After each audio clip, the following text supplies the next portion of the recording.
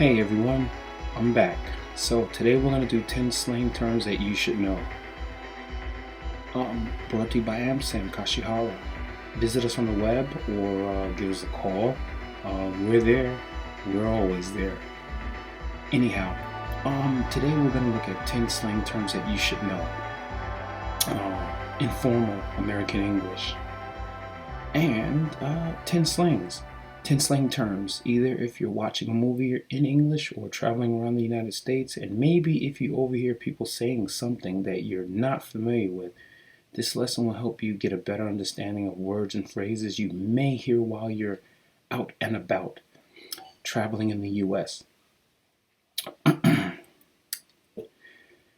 So, it seems like ESL students pick up on the informal parts of language faster than the formal parts.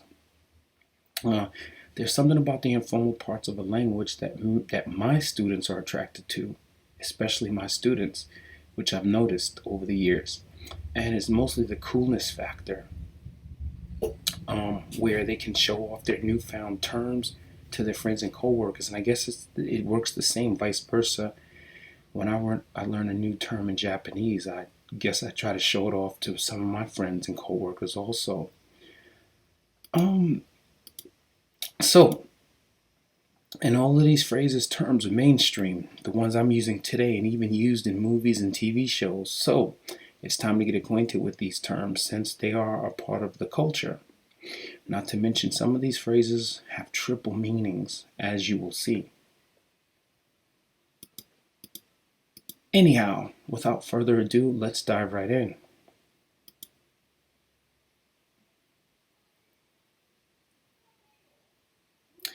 We're going to start with cream, the acronym CREAM, or cream, which is a noun.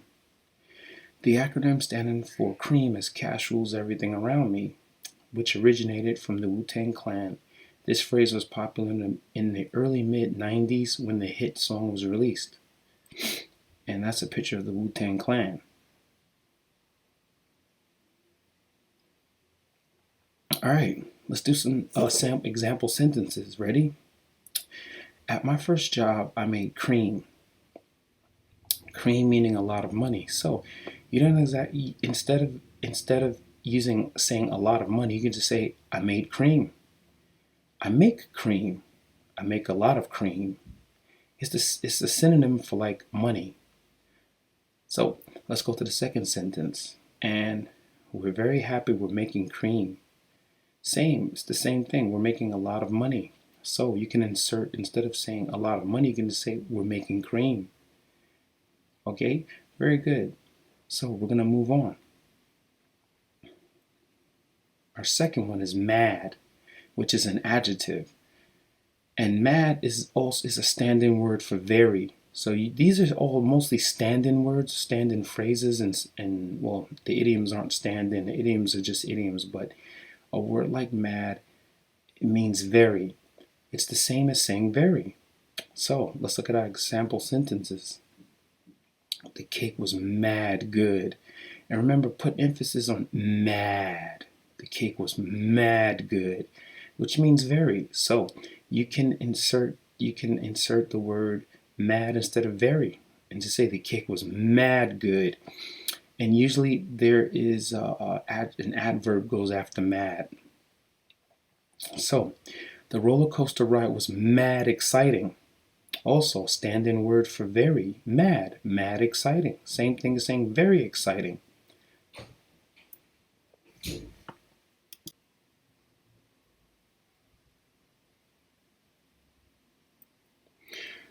The next one we have is off the hook, which is an idiom, and it's interchangeable with off the hinges. So you can use either one, and both mean extremely good.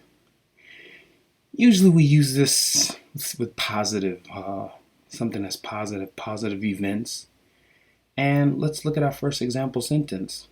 So example, that fried chicken was off the hook. Means it was extremely good. So here we got, actually this idiom is a stand-in for extremely good. So instead of saying extremely good, we can say that fried chicken was off the hook. Let's look at our sentence number 2. Your birthday party was off the hinges. So what we want to do, we want to picture things with some of these idioms. Hinges meaning the door, and it takes a lot of force to bring a door off the hinges. So this is the thing about the excitement factor. A lot of excitement going on for things to be off the hinges, and a party is one of them. So we're going to move on now.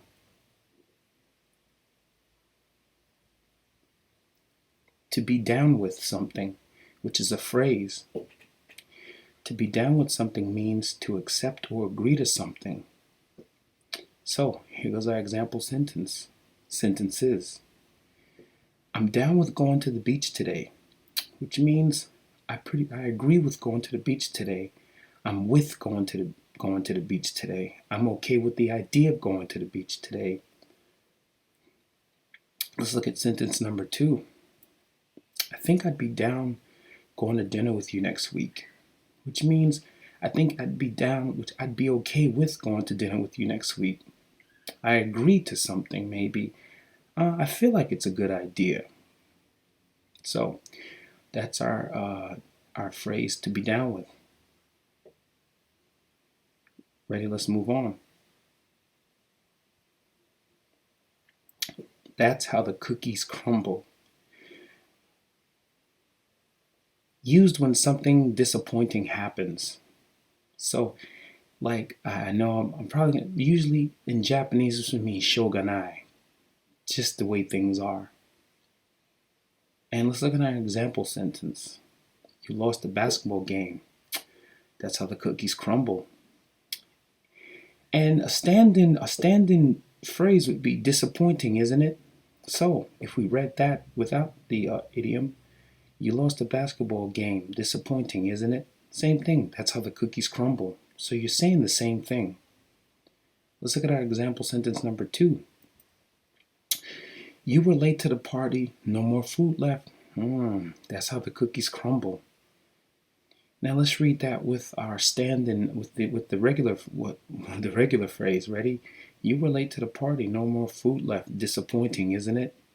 So it's the same thing as saying, instead of saying disappointing, isn't it? We can just use the idiom, that's how the cookies crumble. Let's move on.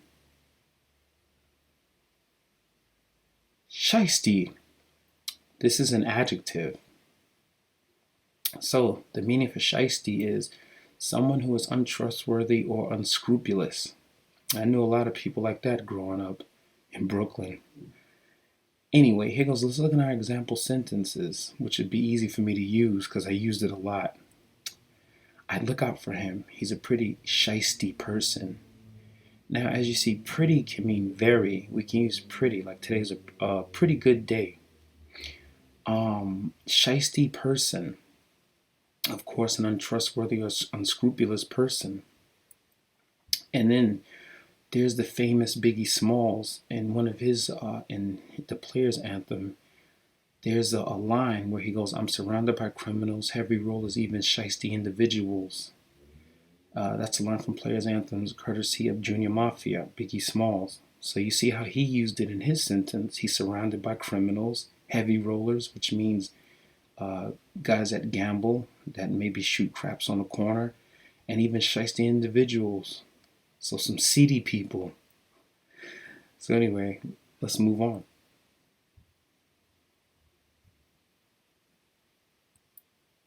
Solid. Solid is a noun. Solid means a favor. Solid has actually a few meanings. There's a few meanings for solid in the slang category, but one of them, when I was growing up, a solid meant a favor. You know what I'm saying? So let's look at our example sentence. Easy. A, do me a solid. A stand-in word.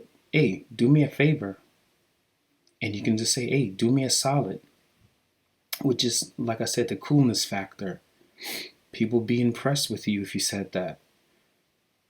And also, let's look at our example sentence number 2. Can you do me a solid and drive me to the city? can you do me a favor and drive me to the city? So we have another stand-in word. You can use favor or solid.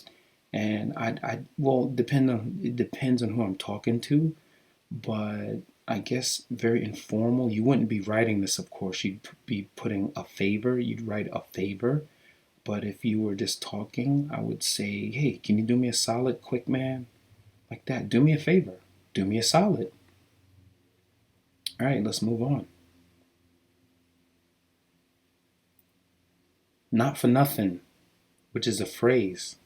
This one's a good one because I had a friend that used this a lot.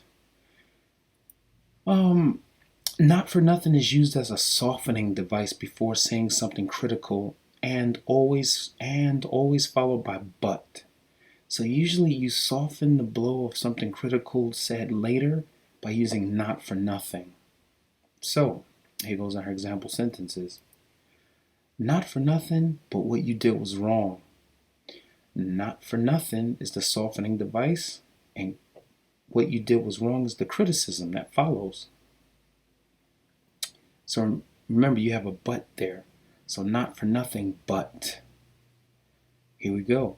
Not for nothing, but your feet stink. So we have not for nothing, the softening device, and then your feet stink, the criticism. Yep, that's some harsh criticism, but we softened it first with not for nothing. So it means, hey, no harm intended, man. I just want to speak the truth.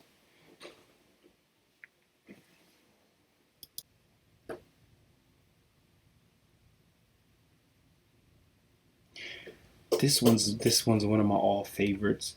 Real in the killing field, or the real deal Holyfield, which is a phrase. And of course, this was something that's real and can also be a true statement or a fact or even something that's good. And the real deal Holyfield was taken after Evander the real deal Holyfield, who I just showed a little while ago. Let me try to get that picture up again. There you go. Evander the real deal Holyfield. Yes, he was a four-time heavyweight champion and he had a lot of heart and he didn't give up. So that's why we call it the real deal. He was the real deal. So, like I said, it's something that's real and can also be true, be a true statement or a fact or even something that's good. So let's look at in this first example sentence. I saw your girl with another guy, and that's real in the killing field. That means it's the same thing as saying, and that's the fact. That's a fact. That's true. All right, let's look at another example sentence. This new CD is the real deal Holyfield, and we can use the add in this. It's really good. So the synonym would be it's really good. This new CD is really good, or we can say it's the real deal Holyfield.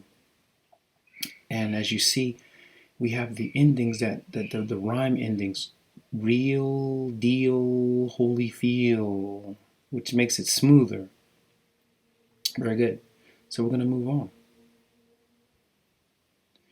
The right one, the wrong one. You can use these interchangeably. It's a phrase.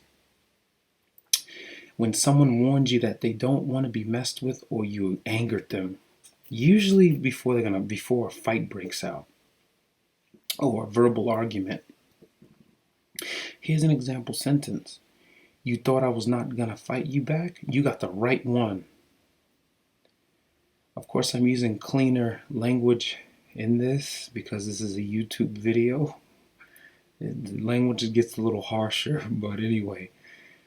The second example sentence is, don't put your hands on me. You got the wrong one. You got the wrong person. And that has double meanings. You got the wrong person. If you've been accused of something, you got the wrong one. But this means you chose the wrong person to mess with. So, yeah. So let's move on.